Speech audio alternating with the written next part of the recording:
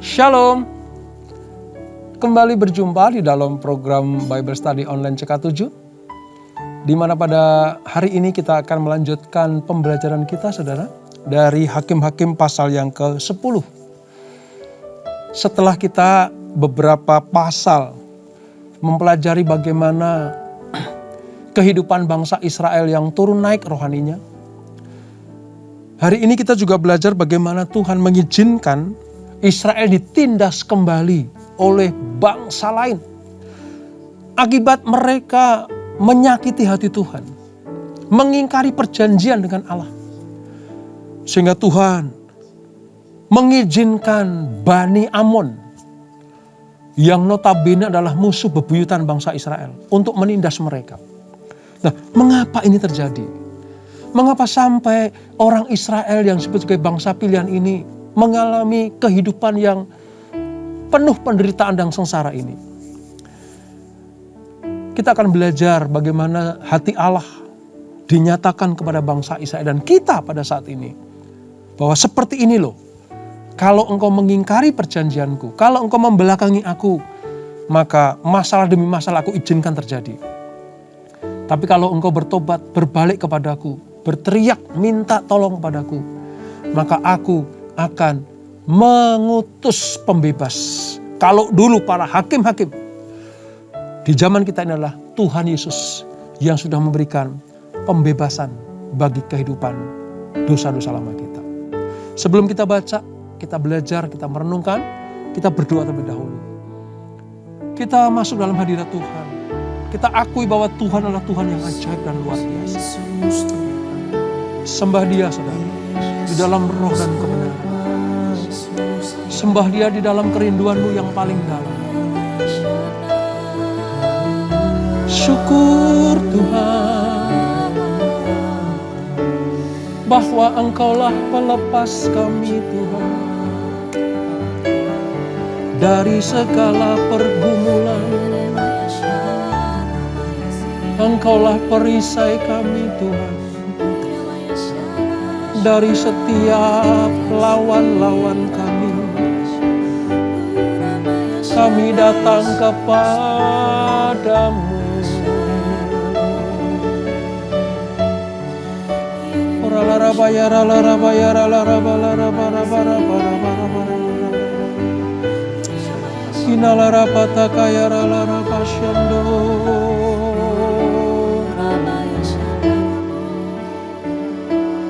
Terima kasih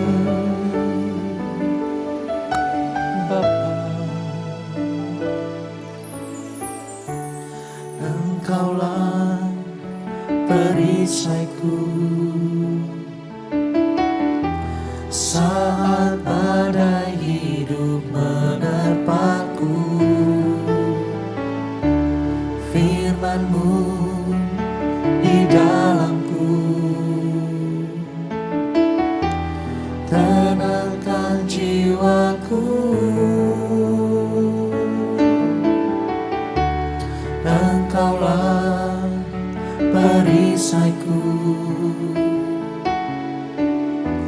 saat badai hidup menerpaku. Firman-Mu di dalamku tenangkan jiwaku. Ku kan berdiri di tengah badai dalam kekuatan yang Kau berikan. Sampai kapanpun ku kan bertahan, karena Yesus selalu menopang. Ku kan berdiri di tengah badai dalam kekuatan yang Kau berikan. Sampai kapanpun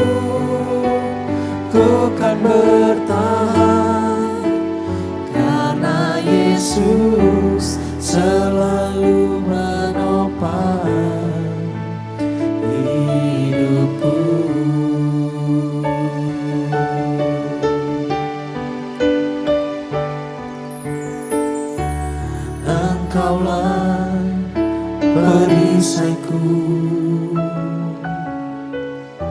Saat badai hidup menerpaku, firman-Mu di dalamku, tenangkan jiwaku. Haleluya Yesus.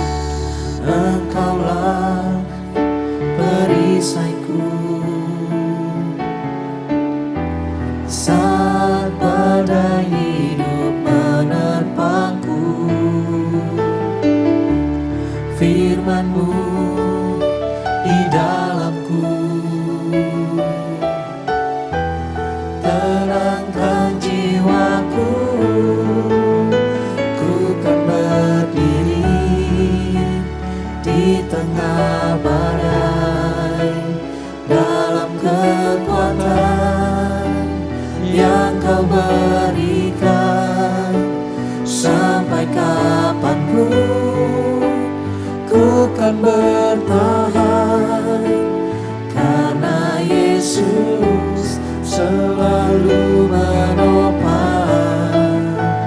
Ku kan berdiri di tengah badai, dalam kekuatan yang Kau berikan. Sampai kapanpun ku kan bertahan, karena Yesus selalu menopang hidupku.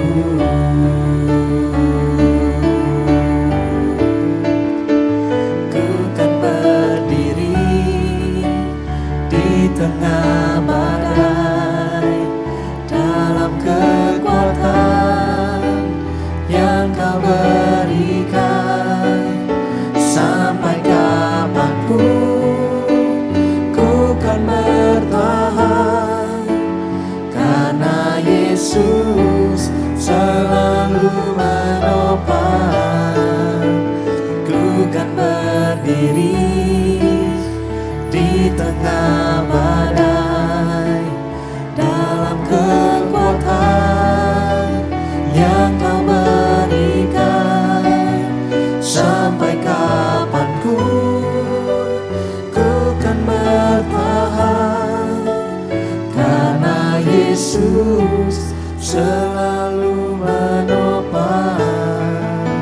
Karena Yesus selalu menopang. Karena Yesus selalu menopang hidupku. Benar Tuhan, Kaulah yang menopang hidup kami. Kau yang membawa kami kemenangan demi kemenangan. Hanya Engkau yang membawa kami menang atas badai. Sebab Kau yang berkuasa, Kau yang berkuasa atas segalanya. Kau Allah El Shaddai, penuh kuasa, penuh kuasa atas segalanya. El Shaddai, El Shaddai, Allah Maha Kuasa. Dia besar, Dia besar. El Shaddai mulia, El Shaddai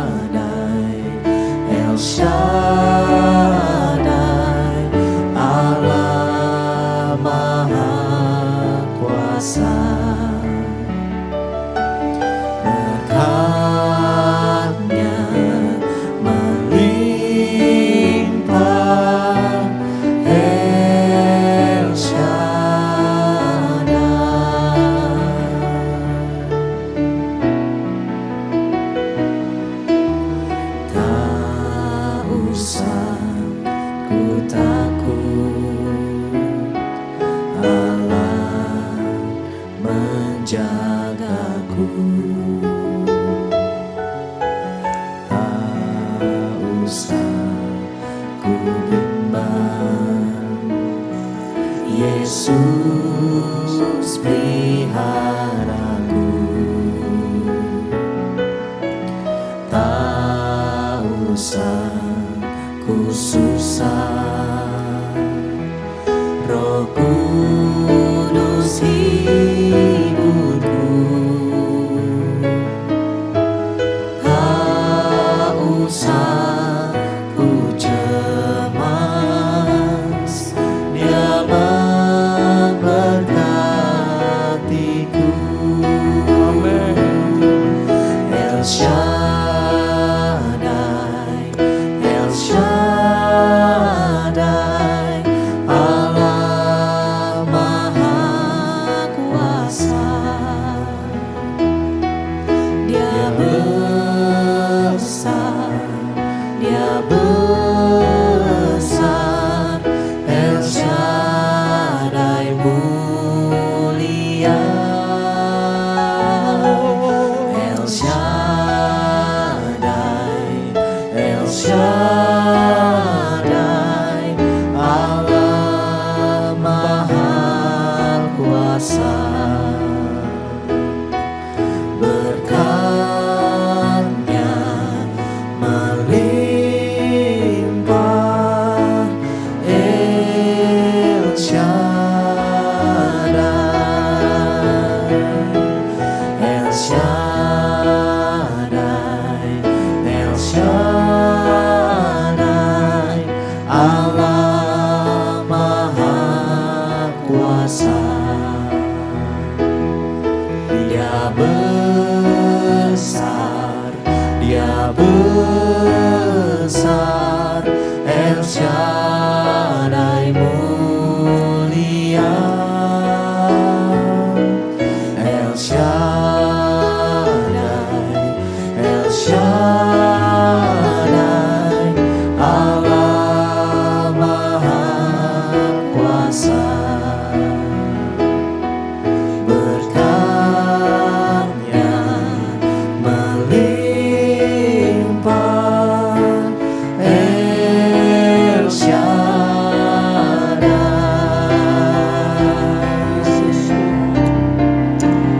Allah El Shaddai. El Shaddai, El Shaddai, Allah Maha Kuasa. Dia besar, Dia besar, El Shaddai mulia. El Shaddai, El Shaddai, Allah Maha Kuasa. Berkat-Nya melimpah, El Shaddai. Berkat-Nya melimpah, El Shaddai. Berkat-Nya melimpah, El Shaddai. Amin. Amin. Amin Tuhan. Kami akui bahwa Engkau Allah El Shaddai, Allah yang maha kuasa, Allah yang mengatur segala-galanya, Allah yang memiliki semuanya, Allah yang sungguh-sungguh mengadakan segala sesuatu bagi anak-anaknya. Engkau tidak pernah meninggalkan kami, Engkau tidak pernah melupakan kami. Terima kasih Bapa, terima kasih Tuhan Yesus, terima kasih Roh Kudus. Hadirat-Mu memenuhi kami, sehingga kami rindu untuk semakin mengenal dan tinggal di dalam Engkau. Sebentar kami akan melanjutkan pembelajaran kami. Roh Kudus urapi kami, agar kami mengerti apa maksud Allah lewat pembelajaran di Bible Study Online CK7 ini. Urapi kami semuanya. Di dalam nama Yesus, Mari yang siap belajar firman Tuhan, sama-sama kita katakan amin. Saudara, kita akan melanjutkan di dalam Hakim-Hakim pasal yang ke-10. Ya. Sebelum kita membaca beberapa ayat saudara, saya ingin jelaskan satu hal terlebih dahulu. Apa itu? Bahwa di dalam kitab Hakim-Hakim, itu ada hakim yang disebut sebagai hakim besar atau hakim yang kecil. Gitu. Besar bukan karena tubuhnya, besar bukan karena hal yang lain, tetapi besar karena banyaknya cerita yang dituangkan dalam firman Allah itu. Lalu yang kedua, besar karena pengaruhnya lebih luas. Ya. Besar juga berbicara tentang kehendak Allah supaya diketahui lebih banyak lagi dari satu hakim ini. Supaya lewat teladan hidupnya kita bisa mengambil manfaatnya. Nah, pada pasal yang ke-10 ini saudara, ada dua hakim yang digolongkan sebagai hakim kecil, yaitu Tola dan Yair. Tola dan Yair. Nah, sekalipun ini hakim yang digolongkan sebagai hakim yang kecil, kalau nabi-nabi ya, surah atau ke kitab nabi-nabi itu ada nabi besar seperti Yesaya, Yeremia, ya, itu kan nabi besar. Tapi kalau Yunus misalnya, Nabi Mika itu kan gak terlalu besar seperti mereka. Tapi tetap diceritakan di dalam firman Allah ini. Tujuannya apa? Menjadi pelajaran bagi bangsa Israel yang diceritakan turun-temurun. Kepada turunan-turunan Abraham, Ishak dan Yakub, supaya mereka tahu, mengingat dan mengerti, serta tetap percaya bahwa Allah lah yang membebaskan mereka.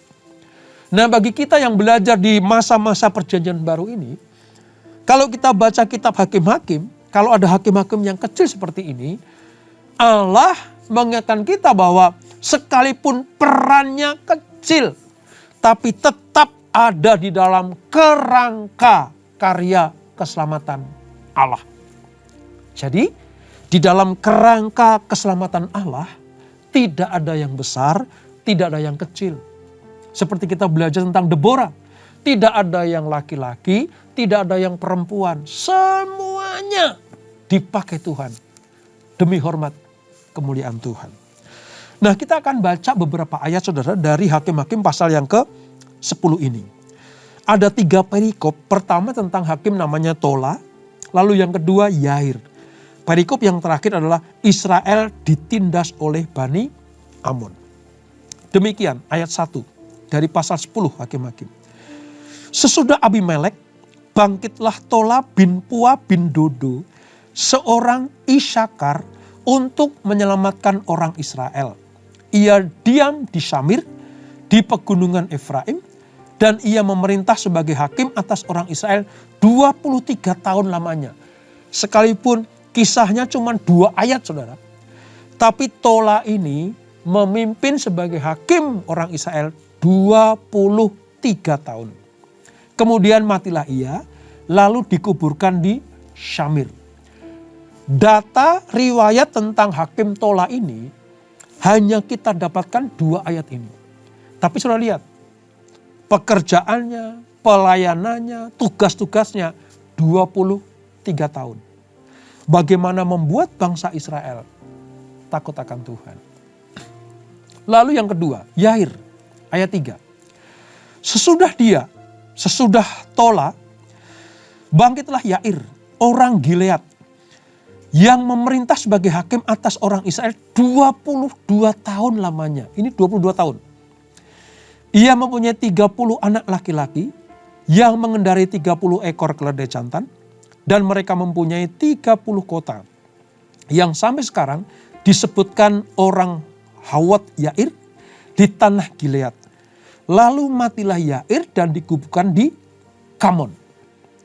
Ini hakim disebut hakim yang kecil, tapi 22 tahun lamanya dia memerintah.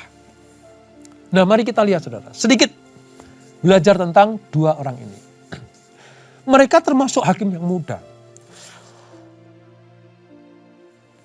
yang tentangnya hanya sedikit kita ketahui.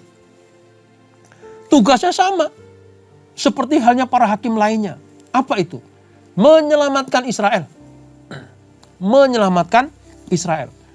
Jadi, seperti saya katakan tadi, besar kecilnya cakupan wilayah pelayanan kita, ya, luas sempitnya wilayah pelayanan kita, jauh dekatnya wilayah pelayanan kita. Tetapi kalau itu dalam kerangka karya keselamatan Allah, sama berartinya, sama pentingnya dengan hakim-hakim yang besar itu. Sama pentingnya, sama berartinya pelayanan saudara yang mungkin kita anggap sebagai pelayanan sederhana, kecil, pengaruhnya cuma sedikit. Tetapi kalau itu dalam kerangka karya keselamatan Allah, saudara dan saya sama seperti para nabi, sama seperti para hamba-hamba Tuhan besar lainnya. Karena Allah melihat siapapun juga yang mau terlibat di dalam karya keselamatan Allah disebut sebagai, ingat ya, pahlawan yang gagah berani. Ya, kita bisa melihat hakim seperti Deborah, hakim seperti Gideon. Nanti kita akan belajar hakim seperti Simpson. Sama seperti mereka. Tola dan Yoar ini adalah orang-orang yang dipakai Tuhan. Pengaruhnya memang sederhana kecil, tetapi pentingnya sama. Seperti Gideon, seperti Deborah, Simpson, dan yang lain sebagainya. Nah, dari sinilah kita bisa belajar bahwa siapapun juga yang tahu rencana Allah, menanggapi karya keselamatan Allah, dan terlibat di dalamnya, maka nama saudara, namamu dan namaku tercatat dalam kitab kehidupan. Sama seperti para pembesar-pembesar iman, saksi-saksi iman itu, yang tertulis dalam Ibrani pasal yang ke-11. Daftar itu akan menjadi panjang karena ada orang-orang seperti saudara dan saya yang mau terlibat di dalam karya keselamatan Tuhan. Ini 2 perikop pertama dari pasal 10. Nah, sekarang mari kita lihat perikop yang kedua. Orang Israel ditindas oleh Bani Amon. Nah, orang Israel itu melakukan pula yang jahat setelah mereka mati itu. Setelah Tola dan Yair mati, Israel melakukan apa yang jahat di mata Tuhan. Mereka beribadah kepada para Baal, ayat 6 itu. Dan para Asyitoret, kepada para Allah orang Aram, para Allah orang Sidon, para Allah orang Moab, para Allah orang Bani Amon, dan para Allah orang Filistin. Tapi Tuhan ditinggalkan mereka. Dan kepada Dia mereka tidak beribadah. Maka ayat 7, bangkitlah murka Tuhan terhadap orang Israel. Dan ia menyerahkan mereka ke dalam tangan orang Filistin dan Bani Amon. Orang Filistin dan Bani Amon itu musuh bebuyutan bangsa Israel. Sejak mereka keluar dari Mesir udah musuh bebuyutan. Tetapi Tuhan izinkan musuhnya yang besar ini menindas bangsa Israel. Kenapa? Karena mereka meninggalkan Tuhan. Ayat 8. Dalam tahun itu juga orang Israel ditindas dan diinjak mereka. 18 tahun lamanya mereka memperlakukan demikian semua orang Israel yang di seberang sungai Yordan, di tanah orang Amori yang di Gilead. Dan Bani Amon pun menyeberangi sungai Yordan untuk berperang melawan suku Yehuda, suku Benyamin, dan suku Efraim. Sehingga orang Israel sangat terdesak. Karena sangat terdesak, menderita, ya, susah hidupnya. Lalu ayat 10 bilang gini, berserulah orang Israel kepada Tuhan, katanya, kami telah berbuat dosa terhadap Engkau, sebab kami telah meninggalkan Allah kami, lalu beribadah kepada para Baal. Saudara lihat, siklusnya kayak begitu. Selalu terulang. Kalau udah nyaman, tentram, ya, lalu mereka berbalik, melawan Allah, meninggalkan Allah, membelakangi Allah. Maka lagi-lagi Allah mengutus musuh Israel untuk menjarah mereka. Israel pada waktu itu, saudara, ditindas Bani Amon dan orang Filistin. Itu bagaikan anak ayam yang kehilangan induk. Israel sudah kehilangan pemimpin lagi. Tola dan Yair tadi. Yang telah menjadi hakim atas mereka. Dan ketika siklus terulang, mereka melakukan apa yang jahat di mata Tuhan. Kata-kata apa yang jahat di mata Tuhan, itu betul-betul membangkitkan cemburu Allah. Keberadaan Allah sudah tidak dihiraukan lagi oleh bangsa Israel. Tidak disembah lagi oleh bangsa Israel. Ini gambaran manusia zaman sekarang ini yang sudah lupa Tuhan. Kalau sudah makmur, sudah diberkati, badannya sehat, keluarganya aman, tentram, lupa Tuhan. Hati-hati. Kalau sampai kita melupakan Tuhan, Tuhan akan mengutus siapapun juga untuk memperingatkan kita.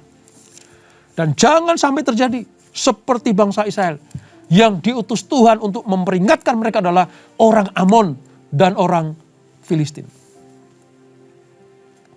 Orang Kanaan sudah, zamannya Yabin. Ya. Lalu orang Amon sekarang. Bani Amon diutus Tuhan. Untuk apa? Mengingatkan mereka. Tujuan Tuhan cuma apa? Supaya kita berbalik kepada Tuhan. Tapi kalau kita pelajari, saudara, tanpa malu, Israel ini membelakangi Tuhan dengan cara apa? Melakukan perjinahan rohani. Dengan menyembah Baal. Dan dewa-dewa dari bangsa-bangsa kafir yang ada di sekitar mereka. Mereka betul-betul melakukan perjinahan rohani. Coba bayangkan ya saudara. Allah Israel yang mengeluarkan mereka dari Mesir. Allah Israel yang menghalau musuh-musuh mereka. Ingat pada pelajaran di kitab Keluaran, kitab Yosua. Bagaimana kemenangan demi kemenangan menjadi bagian orang Israel. Karena Allah yang berperang. Tapi begitu mereka sudah aman, tentram, di zona nyaman, mereka melupakan Tuhan. Ya udah, Allah cemburu. Allah marah. Dan dikatakan murka. Karena umatnya telah meninggalkan Allah yang menyelamatkan mereka. Mereka betul-betul ada dalam kendali dewa-dewa. Mereka betul-betul ada dalam kendali budaya bangsa-bangsa kafir itu. Akibatnya apa saudara? Allah membiarkan mereka ditaklukkan oleh bangsa-bangsa Israel. Saudara, kalau kita cerminkan dalam hidup kita peristiwa ini, mungkin ya, saudara dan saya tidak menyembah berhala-berhala agama lain misalnya. Saudara mungkin tidak menyembah ilah-ilah lain. Tapi tahukah saudara, dengan tidak aktif menyembah Allah yang benar saja di dalam Yesus Kristus, saudara sedang memberhalakan diri saudara. Mungkin ada yang berkata, Pak, saya tidak menyembah dewa asing. Saya tidak beribadah kepada roh-roh di luar Tuhan. Saya enggak punya jimat. Saya enggak punya tempat menyembah yang asing. Saya tidak punya tempat menyembah kepada dewa itu, dewa ono. Enggak, Pak. Tapi kalau saudara berhenti menyembah Allah, saudara berhenti untuk memuliakan Tuhan, apalagi saudara berhenti di dalam karya keselamatan Allah, saudara sedang membelakangi Dia. Nah, saudara tahu, kepada orang-orang seperti itu Allah murka loh. Sehingga apa? Ini Israel meninggalkan Allah Tuhannya, sampai dia harus ditindas dan diinjak-injak oleh bangsa lain. Bangsa Amon dan Filistin. Selama berapa? 18 tahun. Siapa yang menolong mereka? Gak ada. Apakah dewa yang disembah orang Kanaan itu? Wah. Apakah yang menolong ilah-ilah lain yang mereka agung-agungkan dan kepadanya mereka berbakti? No. Satu-satunya yang bisa menolong adalah Allah yang benar, yaitu Allah Abraham, Ishak dan Yakub, yang kepadanya, kepada bangsa Israel ini, Allah berjanji akan menjadi Allah dan yang menyertai mereka sepanjang perjalanan hidup mereka. Hanya itu. Puji Tuhan saudara. Di ayat yang ke-10, Israel menyadari kesalahan mereka. Lalu mereka membuang semua sesembahan mereka. Lalu berbalik kepada Allah. Dan Allah pun tidak tinggal diam. Wow. Saya kalau baca kitab Hakim-Hakim ya saudara. Fokus saya sebenarnya, ya bangsa Israel sih buat kesalahan. Ya ada hakim-hakim yang dipilih Tuhan. Tapi fokus saya biasanya kepada Allah. Pada kisah-kisah ini. Seperti apa? Allah yang memimpin umatnya. Yang memiliki belas kasihan sedemikian rupa. Ketika Israel berdosa ya dihukum. Tapi ketika mereka berbalik, Allah tidak tinggal diam. Meskipun Allah marah atas penyelewengan mereka. Tapi pertobatan mereka membangkitkan belas kasihannya. Ayat 16, mari kita lihat ayat 16. Ayat 16 ya, dari Hakim-Hakim pasal 10. Dan mereka menjauhkan para allah asing dari tengah-tengah mereka. Lalu mereka beribadah kepada Tuhan. Maka Tuhan tidak dapat lagi menahan hatinya melihat kesukaran mereka. Saya kalau baca ayat ini saudara, saya membayangkan, memikirkan gitu ya. Hati Allah itu luar biasa. Dia berkata dalam firman-Nya, tidak dapat lagi menahan hatinya. Kepada siapa saudara? Orang yang bertobat. Dari sini kita bisa mengambil kesimpulan bahwa Allah senang sekali. Allah suka sekali. Anak-anaknya yang sudah sadar akan kesalahannya lalu berbalik dan bertobat. Menyembah Allah kembali. Menyembah Tuhan kembali. Kembali kepada Yesus Kristus. Itu tindakan yang membuat Allah tidak dapat lagi menahan hatinya untuk memulihkan anak-anaknya. Saudara lihat sekarang. Dalam kisah Hakim-Hakim ini. Saudara harus lebih fokus kepada hatinya Allah. Fokus kepada karya-karya Allah yang luar biasa ini. Fokus kepada isi hati Tuhan. Bagaimana dia tidak tahan untuk memulihkan umatnya. Yang mengalami penderitaan, kesengsaraan, kesukaran. Karena mereka berbalik dari jalan-jalan yang jahat. Bertobat dan beribadah. Menyembah Allah yang benar kembali. Ini cermin buat kita semuanya. Kalau kita berbalik dari jalan-jalan yang jahat. Bertobat. Ingat saudara. Saudara sedang menggerakkan hati Tuhan. Allah tidak perlu manusia untuk menggerakkannya. Tapi pada posisi ini Allah bergerak. Karena apa? Pertobatan umatnya. Bila saudara dan saya termasuk orang-orang yang menyakiti hati Tuhan. Mungkin dihukum Tuhan, ditolak Tuhan. Sementara ini dihajar Tuhan. Jangan pergi lebih jauh lagi. Jangan lari lebih jauh lagi untuk meninggalkan Tuhan. Datang kepada Allah. Mohon pengampunan. Minta pertolongannya. Saya kan percaya. Hati Allah akan digerakkan oleh belas kasihannya.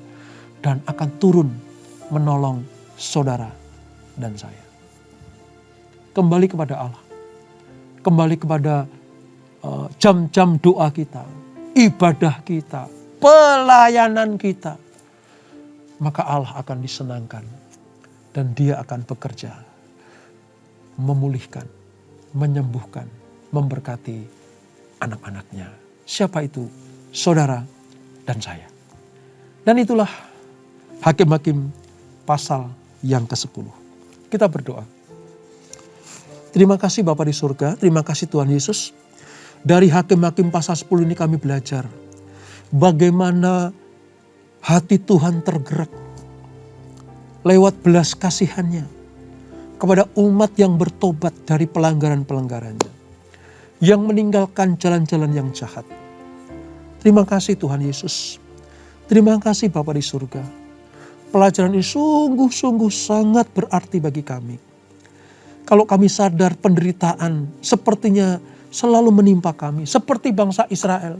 18 tahun dijajah, diinjak-injak, ditindas oleh Bani Amon dan Filistin. Namun ketika mereka berbalik kepada Tuhan, Tuhan yang penuh belas kasihan itu memulihkan mereka. Dan inilah pelajaran bagi kami. Ampuni kami kalau kami melanggar akan keputusan Tuhan. Melanggar, menjauhi Tuhan. Hidup jauh dari Tuhan, ampuni kami.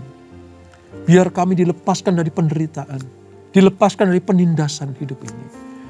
Berkati kami ya Tuhan. Berkati kami, berkati umat-Mu. Biar belas kasihan-Mu turun atas kami. Memulihkan kehidupan kami. Memulihkan keluarga kami. Memulihkan bisnis, usaha dan pekerjaan kami. Bahkan memulihkan pelayanan kami. Terima kasih Bapa. Berkat-Mu melimpah atas kami semuanya. Dan sebelum kami berpisah, kami siapkan hati kami terima berkat yang dari Bapa-Mu. Kekasih-kasih Kristus arahkan hatimu kepada Tuhan. Terimalah berkat kasih anugerah dari Allah Bapa yang berlimpah-limpah. Di dalam anaknya yang tunggal Tuhan Yesus Kristus. Dan persekutuan yang manis dalam Roh Kudus menyertai kita semuanya. Mulai saat ini sampai Maranatha. Tuhan Yesus datang untuk kedua kali menjemput kita semuanya. Bertemu di awan-awan yang permai. Menikmati kemuliaan kekal sampai selama-lamanya. Yang diberkati, sama-sama kita katakan amin, amin, amin. Tuhan Yesus memberkati.